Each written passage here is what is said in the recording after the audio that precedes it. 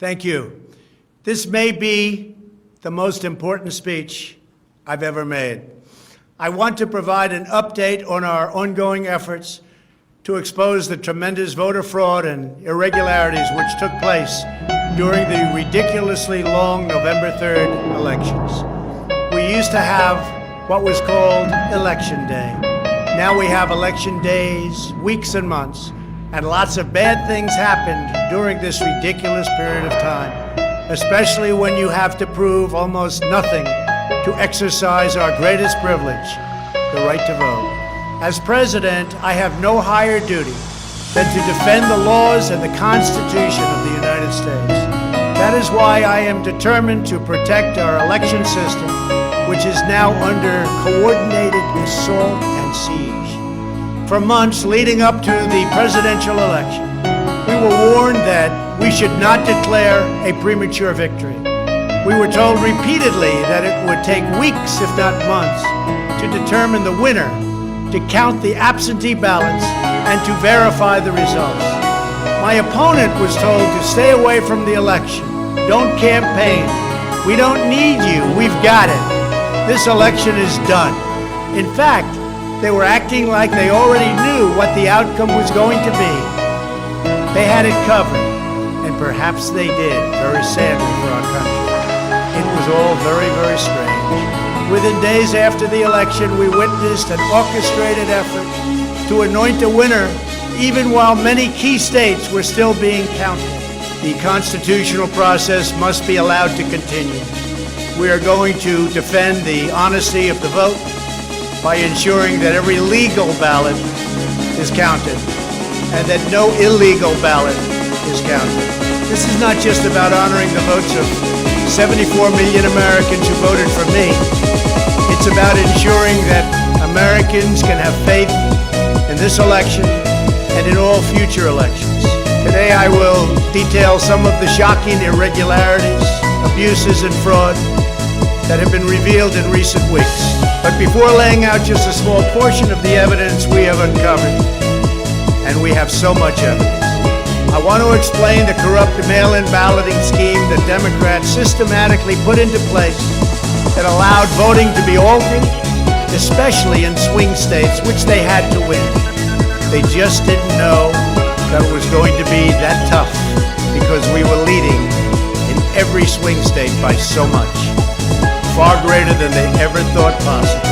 While it has long been understood that the Democrat political machine engages in voter fraud from Detroit to Philadelphia to Milwaukee, Atlanta, so many other places.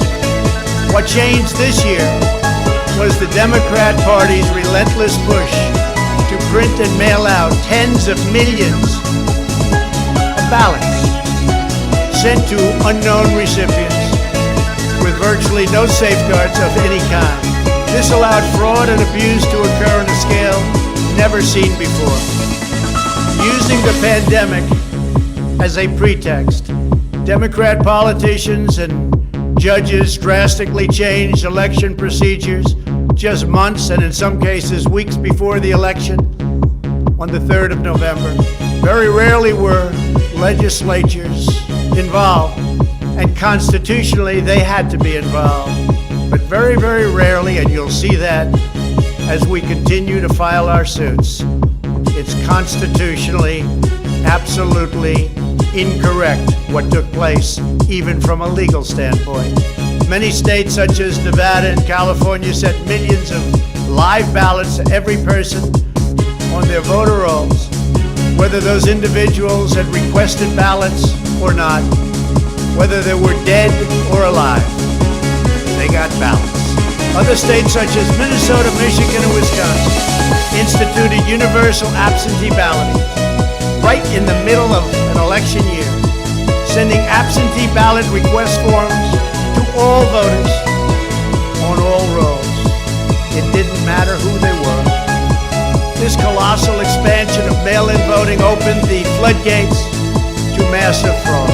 It's a widely known fact that the voting rolls are packed with people who are not lawfully eligible to vote, including those who are deceased, have moved out of their state, and even are non-citizens of our country.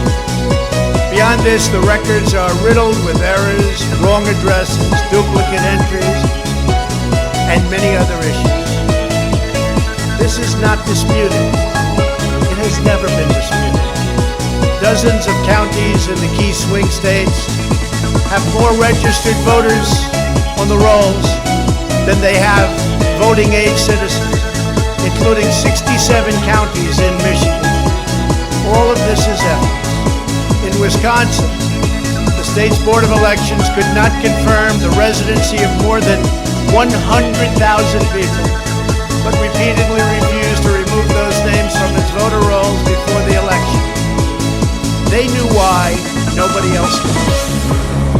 I knew why. They're illegal voters. It is a travesty that in the year 2020, we do not have any means of verifying the eligibility of those who cast ballots in an election, and such an important election it is, or determining who they are, whether they live in the state, or whether they are even American citizens. We have no idea. We have in all swing states major infractions or outright fraud, which is far more in numbers or votes than we need to overturn the results of a state. In other words, in Wisconsin, as an example, where we were way up on election night, they ultimately had us miraculously losing by 20,000 votes. And I can show you right here that Wisconsin, we're leading by a lot. And then at 3:42 in the morning, it was a massive dump of votes. Mostly Biden, almost all Biden. And to this day, everyone's trying to figure out where did it come from. But I went from leading by a lot to losing by a little. And that's right here. That's at 3:42 in the morning. That's Wisconsin. Terrible thing. Terrible, terrible thing. But we will have far more, many times more, than the 20,000 votes needed to overturn the state. If we are right about the fraud, Joe Biden can't be president. We're talking about hundreds of thousands of votes. We're talking about numbers like nobody has ever seen before. Just as an example, in certain states, we'll be down by, let's say, 7,000 votes. But we'll find later on 20,000, 50,000, 100,000, 200,000 discrepancies or fraudulent votes. And that includes votes that went through when they were not allowed to be seen by Republican poll watchers because the poll watchers were locked out of the building. Or people that innocently came to vote on November 3rd, who were all excited about their vote. They were happy. They were proud to be citizens of the United States of America. And they went up and they said, I'd like to vote. And they were told that they can't vote. I'm sorry, they were told. I'm sorry. You've already voted by mail-in ballot. Congratulations. We received the ballot, so you can no longer vote. They didn't know what to do. They had no one to complain to. Most just left.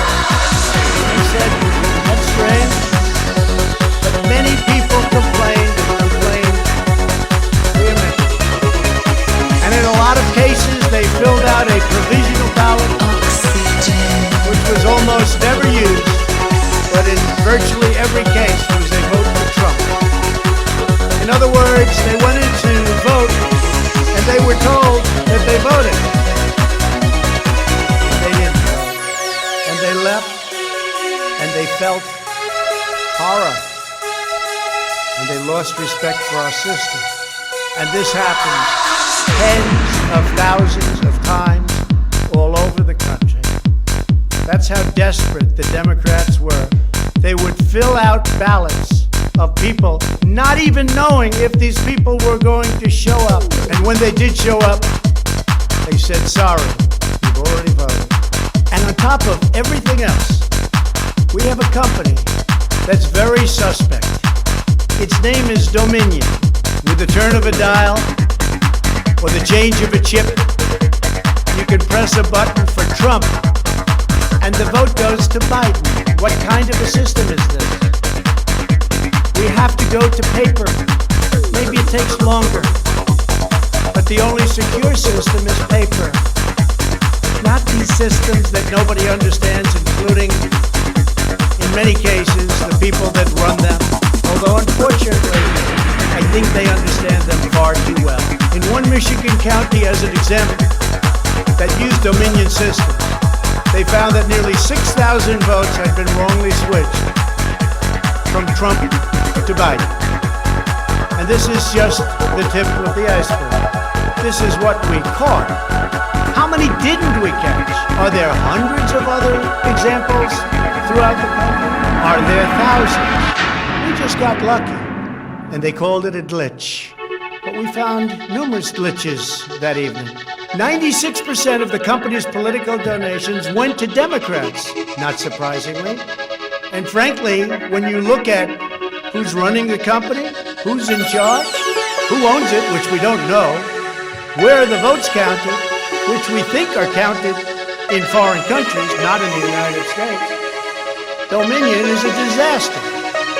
Election authorities in Texas have repeatedly blocked the deployment of Dominion systems due to concerns about security vulnerabilities and the potential for errors and outright fraud. Every district that uses Dominion systems must be carefully monitored and carefully investigated. But not only for the future. Right now, we're worried about the present and what went on with an election that we won without question. Under my lead, the Republicans won almost every state house in the United States, which they weren't expected to do. We won up to 16 seats in the House. The numbers are still being tabulated because there are 9 seats that nobody really knows. They don't know. They're still, 2 weeks later, still under consideration because it's a mess. Republicans were supposed to lose many seats, and instead they won those seats in the House. And a very important election that's coming up will determine whether or not we hold the Senate. David Perdue and Kelly Loeffler are 2 tremendous people. Unfortunately, in Georgia, they're using the same horrible Dominion system. And it's already been out that hundreds of thousands, think of it, hundreds of thousands of absentee ballots have been requested. You check it out, who's requesting those ballots. The difference is, it's one state and we will have our eyes on it like nobody's ever watched anything before because we have to win those 2 Senate seats. The tremendous success we had in the House of Representatives and the tremendous success we've had so far in the Senate, unexpected success all over the country and right here in Washington. It is statistically impossible that the person, me, that led the charge lost. The greatest pollsters, the real pollsters, not the ones that had us down 17 points in Wisconsin when we actually won, or the ones that had us down 4 or 5 points in Florida and we won by many points, or had us even and down in Texas and we won by a lot. Not those pollsters, but real pollsters. Pollsters that are fair and honest, said we can't understand a thing like this, it's never happened before. You led the country to victory, and you were the only one that was lost. It's not possible. The Speaker of the House of a certain state said, sir, I expected to lose my seat, and instead, because of you, and because of that incredible charge and all of those rallies, We had a tremendous victory, and everybody knows it. You were much more popular than me, sir, except I got many more votes than you did. And it's impossible that that happened. There is something wrong. I'll tell you what's wrong. Voter fraud. Here's an example. This is Michigan. At 6:31 in the morning, a vote dump of 149,772 votes came in. Unexpectedly. We were winning by a lot. That batch was received in horror. Nobody knows anything about it. By the way, there's your line. This is one of many. Here's what is normal. And all of a sudden, look at that. This is normal. Normal. Look, even here. Normal. And then boom. All of a sudden, I go from winning by a lot to losing a tight race. It's corrupt. Detroit is corrupt. I have a lot of friends in Detroit. They know it. But Detroit is totally corrupt. Look at this. Look at this. That's at 6:31 in the morning. Unexpectedly came in. In the recent recount in Georgia, which means nothing because they don't want to check signatures.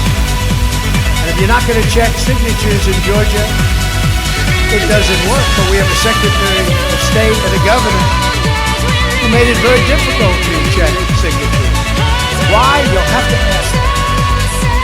Without a signature match or check, doesn't matter. They found thousands and thousands of votes that were out of whack, all against me. This was during a recount that I didn't even think mattered. They found many thousands of votes, and that recount didn't matter. The one that matters is the one that's going on now. That because of the fact it's so close, they had to, by law, give another recount. But the recount has to be a recount where they check the signatures. Otherwise, they're just checking the same dishonest thing. It won't matter. In this case, the signatures on envelopes are the only thing that is relevant. We will compare the signature on the envelope to the signatures from past elections, and we will find that many thousands of people signed these ballots illegally. The Democrats had this election rigged right from the beginning. They used the pandemic, sometimes referred to as the China virus, where it originated, as an excuse to mail out tens of millions of ballots, which ultimately led to a big part of the fraud, a fraud that the whole world is funding. And there is no one happier right now than China. Many people received 2, 3, and 4 ballots. They were sent to dead people by the thousands. In fact, dead people, and we have many examples, filled out ballots, made applications, and then voted, which is even worse. In other words, dead people went through a process. Some have been dead for 25 years. Millions of votes were cast illegally in the swing states alone. And if that's the case, the results of the individual swing states must be overturned and overturned immediately. Some people say that's too far out. That's too hard. Well, does that mean we take a president and we've just elected a president where the votes were fraudulent? No, it means you have to turn over the election. And everybody knows, without going much further, they've seen the evidence, but they don't want to talk about it. What a disaster this election was. A total catastrophe. But we're going to show it, and hopefully the courts in particular, the Supreme Court of the United States will see it. And respectfully, hopefully they will do what's right for our country. Because our country cannot live with this kind of an election. We could say, let's go on to the next one. But no, we have to look also at our past. We can't let this happen. Maybe you'll have a revote, but I don't think that's appropriate. When those votes are corrupt, when they're irregular, when they get caught, they're terminated, and I very easily win. In all states, I very easily win these swing states. Just like I won them at 10 o'clock in the evening. So we're not looking to show you 25 faulty or fraudulent votes, which don't mean anything because it doesn't overturn the state. We're showing you hundreds of thousands, far more than we need, far more than the margin, far more than the law requires. We can show many times what is necessary to win the state. The media knows this, but they don't want to report it. In fact, they outright refuse to even cover it because they know the result if they do. Even what I'm saying now will be demeaned and disparaged, but that's okay. I just keep on going forward because I'm representing 74 million people, and in fact, I'm also representing all of the people that didn't vote for me. The mail-in voting scam is the latest part of their 4-year effort to overturn the results of the 2016 election. And it's been like living in hell. Our opponents have proven many times, again and again, that they will say and do anything to get back into power. The corrupt forces who are registering dead voters and stuffing ballot boxes are the same people who have perpetrated one phony and fraudulent hoax after another. You've been watching it now for 4 years. These entrenched interests oppose our movement because we put America first. They don't put America first. And we're returning power to you, the American people. They don't want America first. They only want power for themselves. They want to make money. That's why they don't want me as your president. I've been investigated from soon after I announced I was running for president, when I immediately went to #1 in the Republican primary polls. The investigations never stopped. They went on for 4 years. And I won them all.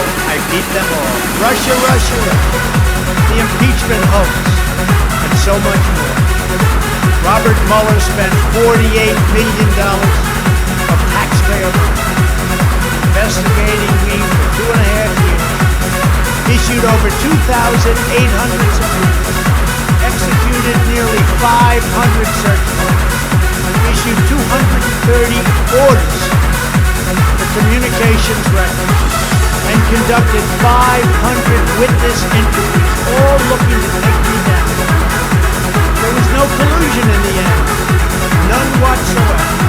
Senator Marco Rubio, the head of the Senate Intelligence Committee, stated the committee found no evidence that then-candidate Donald Trump or his campaign colluded with the Russian government. And thank Senator Rubio for that statement. Now I hear that these same people that failed to get me in Washington have sent every piece of information to New York so that they can try to get me there. It's all been gone over and over again. For $48 million, you go through tax returns, you go through everything.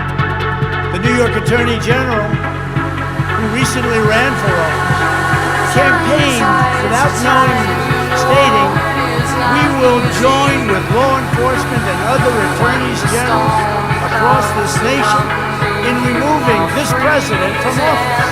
I never know. It's important that everybody understands, she said, that the days of Donald Trump are coming to an end. And all it's been is a big investigation in Washington, New York, and any place else that can investigate. Because that's what they want to do. They want to take not me, but us down. And we can never let them do that. Everything's been looked at. A friend of mine who's very smart said you've probably seen more than anybody else. You've probably been investigated more than anybody else. And for you to come out with a clean bill of health makes you probably the cleanest person in this country. Some people in this administration, but fortunately not all, have been beaten down and disparaged. They just disappeared. Nobody knows what happened to them. Why aren't they active?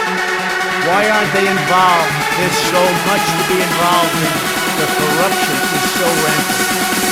They just couldn't take it anymore. They were threatened by Democrats with impeachment, and horrible things were said about them, and they're good people. Even recently, the head of the GSA was hounded and harassed, as she reported, like she has never been before. What can I say? We caught Comey Cole, we caught McCabe, Cole, we caught them all. We're still waiting for a report from a man named Durham, who I have never spoken to and I have never met. They can go after me before the election as much as they want, but unfortunately, Mr. Durham didn't want to go after these people or have anything to do with going after them before the election. So who knows if he is ever going to even do a report. But if you look at the lies and the leaks and the illegal acts of behavior done by so many people in their desire to hurt the President of the United States, something should happen. The hardest thing I have to do is explain why nothing is happening with all of these people that got caught spying on my campaign. It's never happened before, and it should never happen again to a President of the United States. All you have to do is watch the hearing and see for yourself. The evidence is overwhelming. The fraud that we've collected in recent weeks is overwhelming, having to do with our election. Everyone is saying, wow, the evidence is overwhelming when they get to see it. But really, it's too late to change the course of an election. It's too late to change the outcome. In fact, there is still plenty of time to certify the correct winner of the election. And that's what we're fighting to do. But no matter when it happens, when they see fraud, when they see false votes, and when those votes number far more than is necessary, you can't let another person steal that election from you. All over the country, people are together in holding up signs, stop the steal. To understand how we will challenge this fraud, it is important to know the problems with mail-in balloting. Pennsylvania, Michigan, Nevada, Georgia, Arizona, and most other states allowed anyone to get an absentee ballot and cast their vote without showing any ID. The voting took place entirely on the honor system. No identification of any kind was required. Most Americans would also be shocked to learn that no state in the country verifies United States citizenship as a condition for voting in federal elections. This is a national disgrace. No other advanced country conducts elections this way. Many European countries have instituted major restrictions on mail-in voting specifically because they recognize the nearly unlimited potential for fraud. Out of 42 European nations, all but 2 prohibit absentee ballots entirely for people who reside inside the country, or else they require those who need absentee ballots to show a very, very powerful ID. Throughout the Democrat effort to dramatically expand mail-in voting, the Democrat Party leaders were also feverishly working to block measures designed to protect against fraud, such as signature verification, residency verification or voter ID, and citizenship confirmation was almost unthought of that we should ask for. These are not the actions of people who want fair elections. These are the actions of people who want to steal elections, who are willing to create fraud. The only conceivable reason why you would block common sense measures to verify legal eligibility for voting is you are trying to impair, enable, solicit, or carry out fraud. It is important for Americans to understand that these destructive changes to our election laws were not a necessary response to the pandemic. The pandemic simply gave the Democrats an excuse to do what they have been trying to do for many, many years. In fact, the very first bill that House Democrats introduced when Nancy Pelosi became Speaker was an attempt to mandate universal mail-in voting and eliminate measures such as voter ID, which is so necessary. Dramatically eroding the integrity of our elections was the Democrats' #1 priority, for a simple reason. They wanted to steal the 2020 presidential election. All of the Democrat efforts to expand mail-in balloting laid the groundwork for the systematic and pervasive fraud that occurred in this election.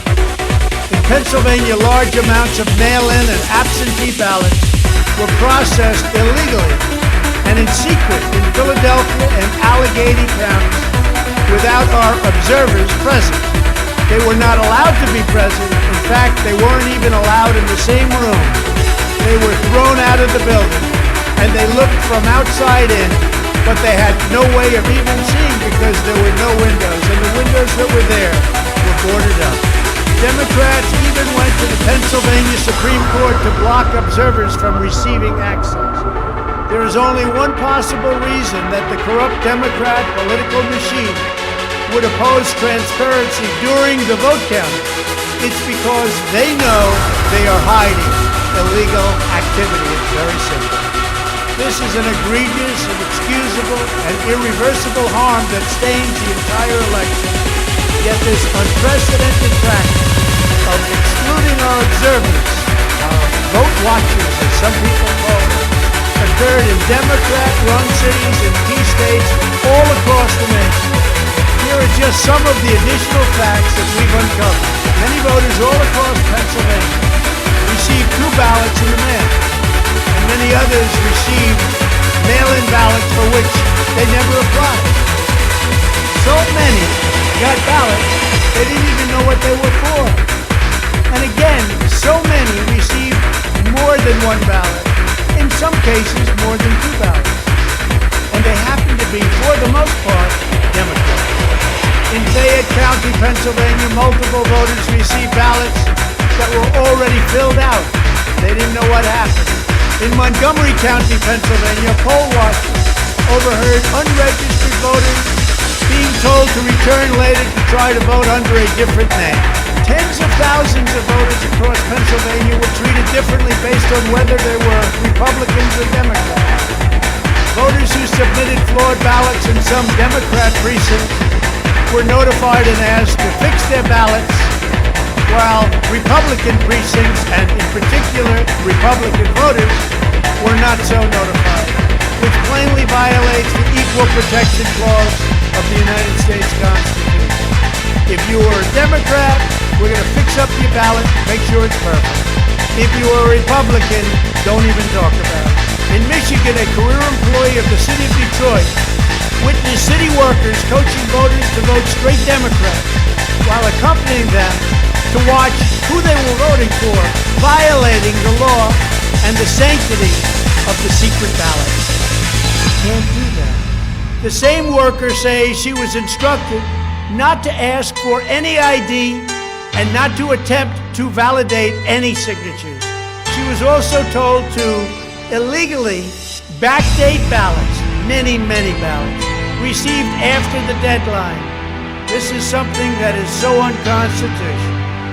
And she estimates that thousands and thousands of ballots were improperly backdated by her and many others. Other witnesses in Detroit also saw election officials counting batches of the same ballots many times, as well as illegally duplicating ballots. One observer testified to seeing boxes and boxes of ballots, all bearing the same signature. Another observer in Detroit gave sworn testimony that he saw countless invalid ballots that did not belong to properly registered voters, and then witnessed election workers in Wayne County entering fake birthdays into the system in order to illegally count them. Witnesses have signed sworn affidavits. In other words, you go to jail if you lie, testifying that after election officials announced The last absentee votes had been received. A batch of tens of thousands of ballots arrived, many without envelopes, all voting for Democrats. In Wisconsin, a record number of voters were categorized as indefinitely confined, a status reserved for severely disabled individuals, also for the elderly, that allow them to vote without showing ID. Last year, approximately 70,000 people claimed this status statewide. This year, the number miraculously was nearly 250,000 votes after election officials in Milwaukee and Dane County, a couple of the most corrupt political places, urged citizens to improperly register under this statute. And register they did in levels. In Wisconsin, there are approximately 70,000 absentee ballots that do not have matching ballot applications as required. In Georgia, 9 observers have testified to seeing countless irregular ballots without the creases or typical markings indicating that the ballots did not arrive in envelopes as required. A poll watcher in Fulton County estimated that approximately 98% of the large number of unusually pristine ballots that she witnessed were for highly unusual. In addition, thousands of uncounted ballots were discovered in Floyd, Fayette, and Walton counties weeks after the election, and these ballots were mostly from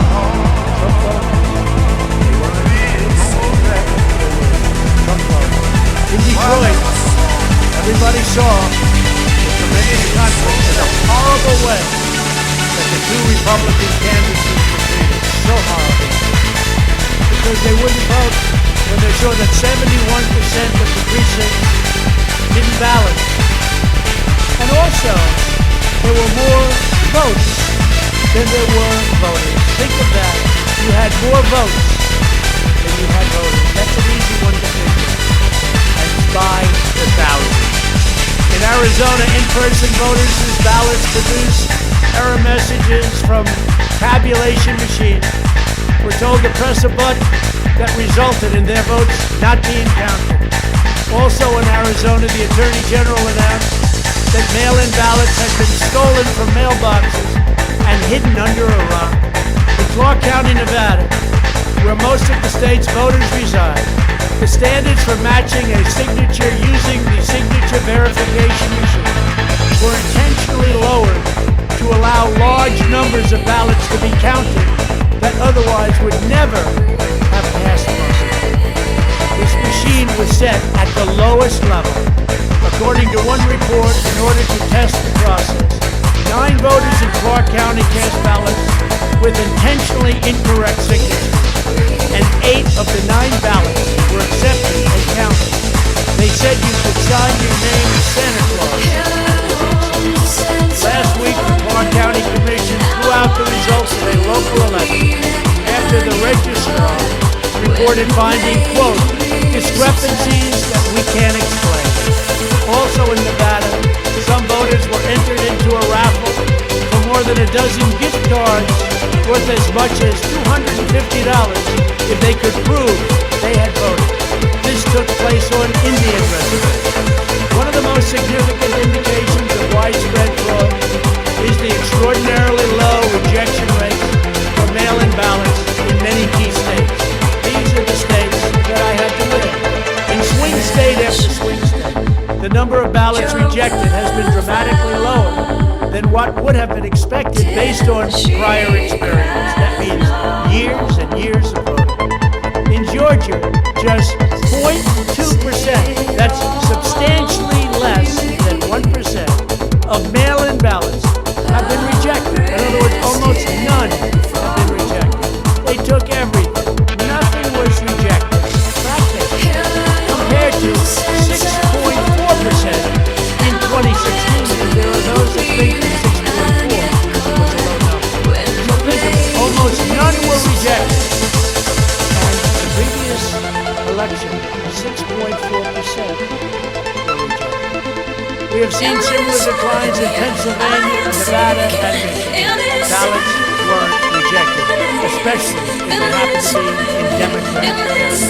These irregularities are inexplicable unless there is a deliberate effort to accept ineligible ballots or fraudulent ballots.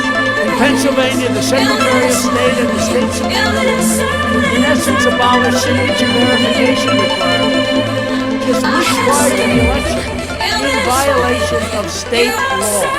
You're not allowed to do that. It has to be approved by the legislature. A judge can't do it, the state can't do it, an official can't do it. The only one that can do it is the legislature. The reason for this is clear. They were not verifying signatures because they know the ballots have not been filled out by the voters in whose name they were cast. In other words, people fill them out that has nothing to do with the names of the ballot.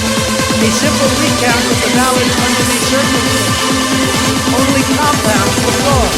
The only way to determine whether there was an honest vote is to conduct a full review of the envelope and the relevant statements. You will find that many of them, tens of thousands, have fraudulent. A full forensic audit is required to ensure that only legal ballots from lawfully registered voters that were properly cast are included in the final count. This election is about great voter fraud. Fraud that has never been seen like this before. It's about poll watchers who were not allowed to watch. So illegal. It's about ballots that poured in, and nobody but a few knew where they came from, but they were counted, and they weren't for me. It's about big leads on election night, tremendous leads, leads where I was being congratulated for a decisive, easy victory, and all of a sudden, by morning or a couple of days later, those leads rapidly evaporated. It's about numbers of ballots that were sent. Nobody knows where they came from. It's about machinery that was defective, machinery that was stopped during certain parts of the evening, miraculously to open before votes. It was about many other things, but above all, it was about fraud. This election was rigged. Everybody knows it. I don't mind if I lose an election, but I want to lose an election fair and square. What I don't want to do is have it stolen from the United States. That's what we're fighting for. We have no choice to do. We already have the proof. We already have the evidence. And it's very clear. Many people in the media and even judges so far have refused to accept it. They know it's true. They know it's there. They know who won the election. But they refuse to say, you're right. The country needs somebody to say, you're right. Ultimately, I am prepared to accept any accurate election result. And I hope that Joe Biden is as well. But we already have proof. We already have tens of thousands of ballots more than we need. Overturn all of these states that we're talking about. This is an election for the highest office in the greatest country in the history of the world. Every reasonable American should be able to agree, based on what we have already documented, that we need a systematic analysis of the mail-in ballots to review the envelope. It's about the signatures. If they're on the envelope, this is the absolute minimum we should expect. This is not just about my family, although it has a lot to do with who's going to be the next president. This is about restoring faith and confidence in American life. This is about our democracy and the sacred rights that generations of Americans have fought, bled, and died to secure. Nothing is more urgent or more important. The only ballots that should count in this election are those cast by eligible voters who are citizens of our country, residents of the states in which they live, and who cast their ballot in a lawful manner before the legal deadline. Moreover, we must never again have an election in which there is not a reliable and transparent system to verify